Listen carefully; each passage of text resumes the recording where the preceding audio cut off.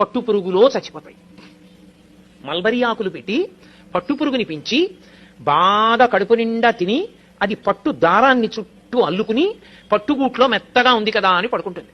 ఇక అది పడుకుని నిద్రపోవడం మొదలెట్టిన తర్వాత ఇక అది బయటికి రాలేదు, ఇక పట్టుదారం మొదలదు.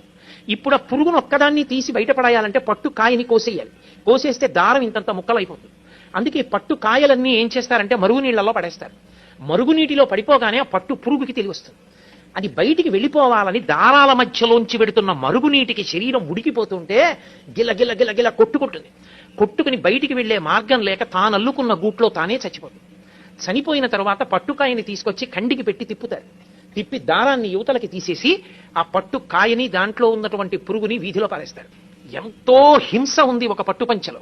ఒక పట్టుపంచ కట్టుకుని ఒక పట్టు చీర కట్టుకుని ఆర్జిత సేవకి వెళ్లడం కన్నా నూలుతో చేయబడినటువంటి పంచ కట్టుకుని వెళ్లడం